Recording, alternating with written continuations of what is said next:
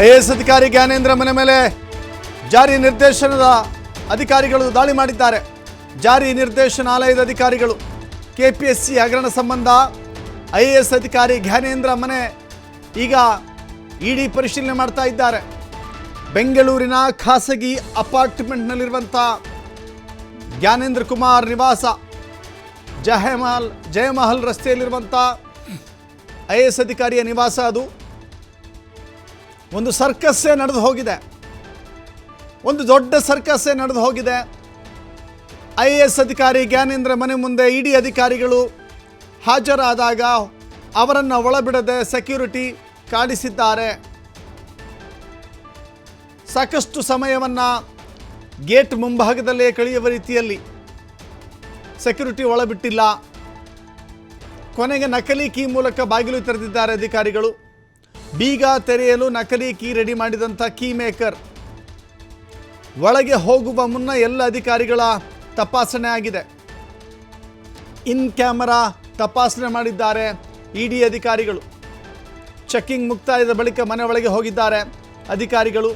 ನಿಮಗೆ ಗೊತ್ತಿರಲಿ, ಕೆಪಿಎಸ್ಸಿ ಅಕ್ರಮ ಕರ್ಮಕಾಂಡ ನಮ್ಮ ರಾಜ್ಯದಲ್ಲಿ ಬಹಳ ದೊಡ್ಡ ಮಟ್ಟಕ್ಕೆ ಸದ್ದು ಮಾಡಿತ್ತು, ಸುದ್ದಿಯಾಗಿತ್ತು. ಅಷ್ಟೇ ಅಲ್ಲ, ಇಡಿ ಅಧಿಕಾರಿಗಳು ಕೆಪಿಎಸ್ಸಿ ಚೇರ್ಮನ್ ಆಗಿದ್ದಂಥ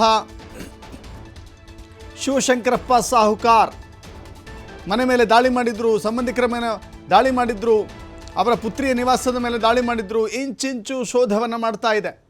ಈ ಸಂದರ್ಭದಲ್ಲಿ ಶಿವಶಂಕರಪ್ಪ ಸಾಹುಕಾರ್ ಮಾತ್ರವಲ್ಲದೇನೆ ಅಧಿಕಾರಿಗಳು ಕೂಡ ಶಾಮೀಲಾಗಿರಬಹುದು. ಸೊ ಹೀಗಾಗಿ ಅಧಿಕಾರಿಗಳ ಮೇಲೆ ಇಡಿ ಅಧಿಕಾರಿಗಳು ಶಾಕ್ ಕೊಟ್ಟಿದ್ದಾರೆ. ಈಗ ಇಡಿ ಜಯಮಲ್ ನಿವಾಸದಲ್ಲಿರುವಂಥ ಅಪಾರ್ಟ್ಮೆಂಟ್ ಒಳಗೆ ನುಗ್ಗಿದೆ. ನೋಡ್ತಾ ಇದ್ದೀರಿ, ಗೇಟ್ ಒಳಗೇನೆ ಬಿಟ್ಟುಕೊಳ್ಳದೇನೆ ಬಹಳ ದೊಡ್ಡ ಮಟ್ಟದ ಹೈಡ್ರಾಮಾ ಸರ್ಕಸ್ ನಡೆದೇ ಹೋಯ್ತಲ್ಲಿ.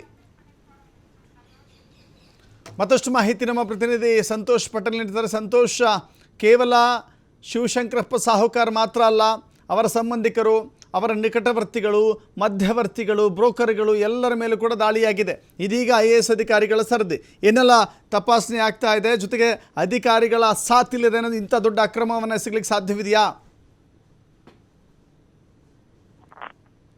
ದಶರಥ್, ಈಗಾಗಲೇ ಕೆಪಿಎಸ್ಸಿಯಲ್ಲಿ ಒಂದು ಅಭ್ಯರ್ಥಿಗೆ 70 ರಿಂದ 80 ಲಕ್ಷ ಹಣವನ್ನು ತೆಗೆದುಕೊಳ್ತಾರೆ ಅಂತ ಆರೋಪನಿತ್ತು. ಅದಕ್ಕೆ ಸಂಬಂಧಪಟ್ಟ ಹಾಗೆ ಪ್ರಕರಣಗಳ ದಾಖಲಾಗಿತ್ತು. ಇದರ ಬೆನ್ನಲ್ಲೇ ಇಡಿಗೂ ಕೂಡ ದೂರನ್ನು ಕೊಡಲಾಗಿತ್ತು. ಕೆಲವೊಂದು ಆಡಿಯೋಗಳನ್ನು ಇಟ್ಕೊಂಡು ಅವರಿಗೆ ದೂರನ್ನು ಕೊಟ್ಟು ಇದ್ರ ಬಗ್ಗೆ ತನಿಖೆಯನ್ನು ಮಾಡ್ಲಿಕ್ಕೆ ಮನವಿಯನ್ನು ಮಾಡಿದ್ರು. ಇದರಂತೆ ಇಡಿ ಅಧಿಕಾರಿಗಳು ಪ್ರಕರಣವನ್ನು ದಾಖಲು ಮಾಡಿಕೊಂಡು ದಾಳಿಯನ್ನು ನಡೆಸಿದ್ರು. ರೀಸೆಂಟ್ ಆಗಿ 21 ಕಡೆ ಶಿವಶಂಕರಪ್ಪ ಸಾಹುಕಾರ್ ಸೇರಿದಂತೆ ಬೇರೆ ಬೇರೆ ಕೆಪಿಎಸ್ಸಿ ಸದಸ್ಯರು ಸೇರಿದಂತೆ ಅಭ್ಯರ್ಥಿಗಳು ಕೆಲವರು ಮತ್ತೆ ಅಲ್ಲಿ ಕೆಲಸ ಮಾಡುವಂತವರು, ಕೆಪಿಎಸ್ಸಿ ಕಚೇರಿ, ಅಹಮದಾಬಾದ್ ಸೇರಿದಂತೆ 21 ಕಡೆ ದಾಳಿಯನ್ನು ನಡೆಸಿ ಪರಿಶೀಲನೆ ಮಾಡಿದಾಗ ಮಹತ್ವದ ದಾಖಲೆಗಳು ಕೂಡ ಪತ್ತೆಯಾಗಿದ್ವು. ಇದರ ಮುಂದುವರೆದ ಭಾಗವಾಗಿ ಕೆಪಿಎಸ್ಸಿಯಲ್ಲೇ ಹಿರಿಯ ಅಧಿಕಾರಿಯಾಗಿದ್ದಂತ ಜ್ಞಾನೇಂದ್ರ ಕುಮಾರ್ ಏನಿದ್ದಾರೆ, ಅವರ ಮನೆ ಮೇಲೆ ಕೂಡ ಇವತ್ತು ದಾಳಿಯನ್ನು ನಡೆಸಲಿಕ್ಕೆ ಮುಂದಾಗಿರುವಂತದ್ದು. ಜಯಮಾಲ್ ಬಳಿ ಇರುವಂತ ಮನೆಗೆ ಫ್ಲಾಟ್ ಮೇಲೆ ದಾಳಿಗೆ ಮುಂದಾಗಿದ್ರೆ. ಈ ಸಂದರ್ಭದಲ್ಲಿ ಏನು ಜ್ಞಾನೇಂದ್ರ ಕುಮಾರ್ ಅವರ ಮನೆಯಲ್ಲಿ ಇರ್ಲಿಲ್ಲ. ಒಂದು, ಎರಡನೇದು ಅವರ ಸೆಕ್ಯೂರಿಟಿಗಳು ಮನೆ ಒಳಗಡೆ ಹೋಗ್ಲಿಕ್ಕೆ ಬಿಡ್ತಾ ಇರಲಿಲ್ಲ. ಈ ಸಂದರ್ಭದಲ್ಲಿ ಸುಮಾರು 2 ಗಂಟೆಗೂ ಅಧಿಕ ಕಾಲ ಗೇಟ್ ಅಥವಾ ಹೊರಗೆ ನಿಂತಿದ್ದಂತ ಅಧಿಕಾರಿಗಳು ನಕಲಿ ಕೀ ಮೇಕರ್ಸ್ ಅನ್ನ ಕರೆಸಿ ಅವರ ಮನೆಯ ನಕಲಿ ಕೀಯನ್ನ ಮಾಡಿಸಿರುವಂತದ್ದು.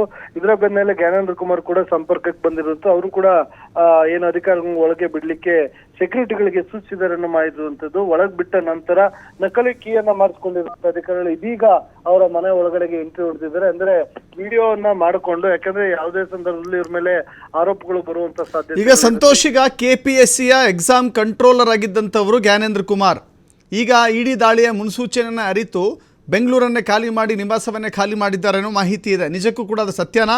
ಜೊತೆಗೆ ಇದು ಕೇವಲ ಒಂದು ಬಾರಿ ಎಸ್ಕೇಪ್ ಆಗಬಹುದು ಅಂತ ಅಂದುಕೊಳ್ಳಿ, ಬಟ್ ಸಮಗ್ರ ತನಿಖೆಯಲ್ಲಿ ಉತ್ತರವನ್ನು ಕೊಡಲೇಬೇಕಾಗತ್ತೆ. ಯಾಕಂದರೆ ಅವರು ಎಕ್ಸಾಮ್ ಕಂಟ್ರೋಲರ್ ಅನ್ನುವ ಬಹಳ ಮಹತ್ವದ ಜವಾಬ್ದಾರಿಯನ್ನು ವಹಿಸಿದ್ರು.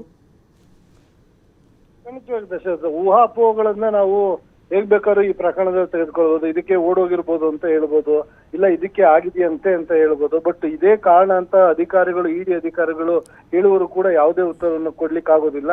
ಯಾಕೆಂತ ಹೇಳಿದ್ರೆ ಗೃಹ ಸಚಿವರು ಕೂಡ ಜ್ಞಾನೇಂದ್ರ ಕುಮಾರ್ ನಾಪತ್ತೆ ಆಗಿದ್ದಾರೆ ಅಂತೇಳಿ ಸುದ್ದಿ ಬಂದ ಬೆನ್ನಲ್ಲೇ ನಮ್ಮ ಸಂಪರ್ಕದಲ್ಲಿದ್ದಾರೆ, ಅವರ ತಂದೆಯವ್ರಿಗೇನೋ ಹುಷಾರಿಲ್ಲ, ಹಿಂಗಾಗಿ ಊರಿಗೆ ಹೋಗಿದ್ದಾರೆ ಅಂತೇಳಿ ಅವರೇ ಸ್ಪಷ್ಟನೆಯನ್ನ ಕೊಟ್ಟಿದ್ರು. ಹೀಗಾಗಿ ಈ ಜ್ಞಾನೇಂದ್ರ ಕುಮಾರ್ ಅವರು ತಪ್ಪಿಸ್ಕೊಂಡು ಹೋಗಿದ್ದಾರೋ, ಇಲ್ಲ ಕೆಪಿಎಸ್ಸಿ ಹಗರಣದಲ್ಲಿ ನಾನು ಸಿಲ್ಕೋತೀನಿ ಅಂತ ಓಡೋಗಿದ್ದಾರೋ, ಇಲ್ಲ ಇದರಿಂದ ಬಚಾವ್ ಆಗ್ಲಿಕ್ಕೆ ಹೋಗಿರ್ಬೋದು, ಯಾವ ರೀಜನ್ ಇಂದ ನೋಡ್ಬೇಕು, ಯಾವ ಆಯಾಮದಿಂದ ನೋಡ್ಬೇಕು ಅನ್ನೋದು ಕೂಡ ಇಲ್ಲಿ ಗೊತ್ತಾಗ್ಲಿಕ್ಕಿಲ್ಲ. ಆದ್ರೆ ಅವರು ಕೂಡ KPSC ಅಲ್ಲಿ ಎಕ್ಸಾಮ್ ಕಂಟ್ರೋಲ್ ಆಗಿರುವ ಹಿನ್ನೆಲೆಯಲ್ಲಿ ಅವ್ರದ್ದು ಇನ್ವಾಲ್ವ್ಮೆಂಟ್ ಕಡಾಖಂಡಿತವಾಗಿ ಇದ್ದೇ ಇರುತ್ತೆ. ಪ್ರತಿ ಬಾರಿ ಪರೀಕ್ಷೆ ನಡೆಯುವಾಗ ಇವರ ಉಸ್ತುವಾರಿ ಏನಿರುತ್ತೆ ಇದಕ್ಕೆ ಸಂಬಂಧಪಟ್ಟಾಗಿ ಇವ್ರದೇ ಆದ ಜವಾಬ್ದಾರಿಗಳಿರುತ್ತೆ.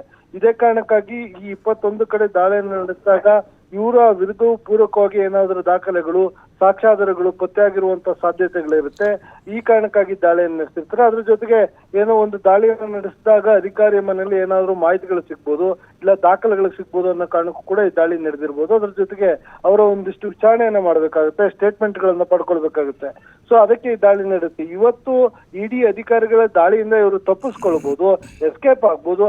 ಆದ್ರೆ ಎಲ್ಲೇ ಹೋದ್ರೂ ಕೂಡ ಇಲ್ಲಿ ವೈರುಧ್ಯ ಅಂತ ಹೇಳಿದ್ರೆ ಸಂತೋಷ್ ಪಟೇಲ್, ಒಂದು ಕಡೆ ಗೃಹ ಸಚಿವರು ಹೇಳ್ತಾರೆ ಅವರ ತಂದೆಯ ಅನಾರೋಗ್ಯದ ಕಾರಣಕ್ಕಾಗಿ UPಗೆ ತೆರಳಿದ್ದಾರೆ ಅಂತ ಹೇಳಿ ಗೃಹ ಸಚಿವರು ಹೇಳ್ತಾರೆ. ಮತ್ತೊಂದು ಕಡೆ ಅವರ ಅನುಪಸ್ಥಿತಿಯಲ್ಲಿ ಇಡಿ ಅಧಿಕಾರಿಗಳು ದಾಳಿ ಮಾಡಿದ್ದು ನೋಡಿದ್ರೆ ಇಡಿ ಅಧಿಕಾರಿಗಳದ್ದು ಮಾಹಿತಿ ಇರಲಿಲ್ವಾ, ಅಥವಾ ಅವರ ಅನುಪಸ್ಥಿತಿಯಲ್ಲಿ ದಾಳಿ ಮಾಡಬೇಕು, ನಕಲಿಕೆಯನ್ನು ಬಳಸಬೇಕು ಅನ್ನೋ ಉದ್ದೇಶ ಆ ಸಂದರ್ಭ ಯಾಕೆ ಏರ್ಪಡುತ್ತೆ ಅಂತ.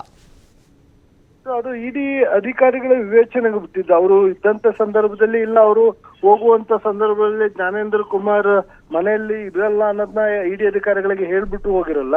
ಸೊ ಜ್ಞಾನೇಂದ್ರ ಕುಮಾರ್ ಯಾವ ಕಾರಣಕ್ಕಾಗಿ ಹೋಗಿದ್ದಾರೆ ಅನ್ನೋದು ಕೂಡ ಇಲ್ಲಿ ಸದ್ಯಕ್ಕೆ ಗೊತ್ತಾಗಲ್ಲ. ಆದ್ರೆ ಮೇಲ್ನೋಟಕ್ಕೆ ಸರ್ಕಾರಕ್ಕೆ ಇಲ್ಲ ಕಪ್ಚುಕ್ಕೆ ಬರ್ಬೋದು, ಇಲ್ಲ ಸರ್ಕಾರವು ಇದರಿಂದ ಹೊರ ಬರ್ಲಿಕ್ಕೆ ಅಧಿಕಾರಿಗಳು ಬಂದಾಗ ವಿರೋಧ ಪಕ್ಷಗಳು ಈಗ ಹೆಂಗು ಸೆಷನ್ ನಡೀತಾ ಇರುತ್ತೆ. ಈ ಸಂದರ್ಭದಲ್ಲಿ ಸರ್ಕಾರದ ವಿರುದ್ಧವೂ ಕೂಡ ಅವರು ಹೋರಾಟವನ್ನು ಇದನ್ನೇ ಅಸ್ತ್ರವಾಗಿ ಉಪಯೋಗಿಸ್ಕೊಳ್ಬಹುದು ಅನ್ನೋ ಕಾರಣಕ್ಕಾಗಿ ಕೂಡ ಈ ಹೇಳಿಕೆಯನ್ನು ನೀಡಿರ್ಬೋದು.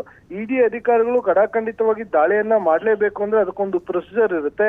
ಅದರಂತೆ ಸೂಕ್ತವಾದ ದಾಖಲೆಗಳು ಇಲ್ಲದೆ ಯಾವುದೇ ವ್ಯಕ್ತಿಯ ಮನೆ ಮೇಲೆ ಇಡಿ ಅಧಿಕಾರಿಗಳು ದಾಳಿಲ್ಲ. ಯಾವುದೋ ಒಬ್ಬ ವ್ಯಕ್ತಿಯ ಮೇಲೆ ಪೂರಕವಾದ ಆರೋಪಗಳು ಕೇಳಿ ಬಂದಿರಬೇಕು. ಆ ಆರೋಪಕ್ಕೆ ಸಂಬಂಧಪಟ್ಟಾಗೆ ಕ್ಲಾರಿಟಿಯನ್ನ ತೆಗೆದುಕೊಳ್ಳಿಕ್ಕೆ ಈ ದಾಳಿಗಳನ್ನ ನಡೆಸ್ತಾರೆ. ದಾಳಿಯನ್ನ ನಡೆಸುವಾಗ ಅವ್ರದೇ ಪ್ರೊಸೀಜರ್ ಇರುತ್ತೆ. ಒಂದು ವಾರೆಂಟ್ ಅನ್ನು ತೆಗೆದುಕೊಳ್ಬೇಕಾಗುತ್ತೆ, ಮಾಹಿತಿಯನ್ನ ತೆಗೆದುಕೊಳ್ಬೇಕಾಗುತ್ತೆ, ಮತ್ತೆ ಸರ್ಚ್ ವಾರೆಂಟ್ ಇರುತ್ತೆ ಮನೆಗೆ ಹೋಗುವಾಗ. ಇವೆಲ್ಲವನ್ನು ತೆಗೆದುಕೊಂಡು ಸರ್ಚ್ ವಾರೆಂಟ್ ಅನ್ನ ತೆಗೆದುಕೊಳ್ಳುವಾಗ ಅಂದ್ರೆ ಒಂದು ವಾರ 15 ದಿನ ಮುಂಚೆನೆ ಇದನ್ನ ಏನು ಕೋರ್ಟ್ ಮುಖಾಂತರ ಹಿರಿಯ ಅಧಿಕಾರಿಗಳ ಮುಖಾಂತರ ಮನವಿಯನ್ನ ಮಾಡ್ಕೊಂಡಿರ್ತಾರೆ ಇಂಥ ದಿನ ದಾಳಿಯನ್ನ ಮಾಡಬೇಕು ಅಂತ. ಈಗಾಗಲೇ ಒಂದು ವೇಳೆ ಇವರು ಸರ್ಚ್ ವಾರೆಂಟ್ ಅನ್ನ ತೆಗೆದುಕೊಂಡಿದ್ದು ಆ ವಿಚಾರ ಗೊತ್ತಾಗಿಯೂ ಜ್ಞಾನೇಂದ್ರ ಕುಮಾರ್ ಓಡೋಗಿರ್ಬೋದು ಅನ್ನೋ ಮಾಹಿತಿನೂ ಇರ್ಬೋದು. ಇಲ್ಲ ಅವ್ರು ಹೋದ್ರೂ ಕೂಡ ಅವ್ರ ಮನೇಲಿ ಏನಾದ್ರು ದಾಖಲೆಗಳು ಸಿಗ್ಬೋದು. ಮತ್ತೆ ಇವ್ರಿಗಾಗ್ಲೇ ನಾವು ಸರ್ಚ್ ವಾರೆಂಟ್ ಅನ್ನ ತೆಗೆದುಕೊಂಡಿದ್ವಿ, ಈ ಕಾರಣಕ್ಕಾಗಿ ಇಂಥ ದಿನ ದಾಳಿಯನ್ನ ಮಾಡಬೇಕು ಅಂತ ಇರುತ್ತೆ. ಸೊ ಹಾಗಾಗಿ ಆ ಕಾರಣಕ್ಕೂ ದಾಳಿ ಕೂಡ ಆಗಿರ್ಬೋದು. ಅದು ಒಟ್ಟಾರೆಯಾಗಿ ಇವೆಲ್ಲವೂ KPSC ಹಗರಣಕ್ಕೆ ಸಂಬಂಧಪಟ್ಟ ಹಾಗೆ ಈ ದಾಳಿ ನಡೆದಿರುವಂತದ್ದು. ದಾಳಿಯಲ್ಲಿ ಏನೆಲ್ಲ ಸಿಗುತ್ತೆ ಅನ್ನೋದನ್ನ ಕಾಯ್ದು ನೋಡ್ಬೇಕಾಗತ್ತೆ. Dasharath. Yes, thank you Santosh ನಿಮ್ಮೆಲ್ಲ ಮಾಹಿತಿಗೆ.